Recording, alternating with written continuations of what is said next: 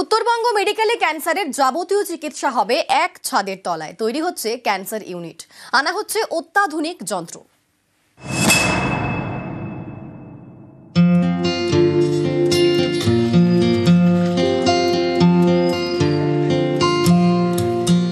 শিলিগুড়িতে উত্তরবঙ্গ মেডিকেল অন্যান্য রোগের পাশাপাশি এখানে চলে ক্যান্সারের চিকিৎসা প্রায় ৩০ বছর ধরে সম্পূর্ণ বিনামূল্যে। কিন্তু এতদিন ক্যান্সারের নির্দিষ্ট ইউনিট ছিল না। এবার উত্তরবঙ্গ মেডিকেলে তৈরি হচ্ছে ক্যান্সার ইউনিট। এবার এক ছাদের তলায় ক্যান্সারের যাবতীয় চিকিৎসা হবে, আনা হচ্ছে অত্যাধুনিক যন্ত্র। খুব লাভ হবে, খুব সুবিধা হবে। এটা সাধারণ মানুষের জন্য, গরিব মানুষের জন্য খুবই উপকার হবে। হ্যাঁ, আমি ক্যান্সার আক্রান্ত। খুব ধন্যবাদ রাজ্য সরকারকে।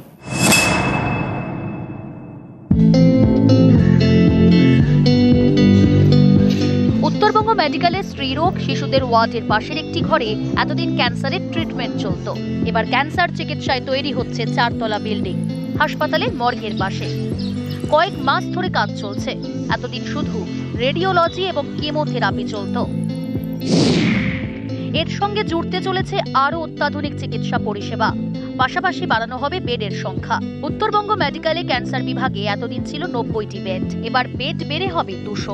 প্রতিদিন আরো বেশি রোগী দেখা হবে। ক্যান্সার চিকিৎসায় এখন 8 জন ডাক্তার। নতুন ইউনিট চালু হলে ডাক্তারের সংখ্যাও বাড়ানো হবে। 35% কাজ হয়েছে। রাজ্য সরকারের টাকা এটা হচ্ছে। আমাদের টেকনিক্যাল সাপোর্ট দেবে টাটা, কিছুটা ক্যাপাসিটি বিল্ডিংও তারা করে দিচ্ছেন। কিন্তু এটা আমরা ডিসেম্বরের মধ্যে হ্যান্ড ওভার চাই, অ্যাটলিস্ট ওপিডিটা, যাতে আমরা ডিসেম্বরের মধ্যে আমরা এখানে চালু করতে পারি। আমাদের এখানে যে ক্যান্সার কেয়ার সেন্টারটা রয়েছে, ওখানের মেশিনটাও আপগ্রেডেশন হয়ে গেছে। অনেক দিনের পুরনো মেশিন ছিল, সেখানে একটা নতুন মেশিন অলরেডি ইনস্টলড হয়ে গেছে।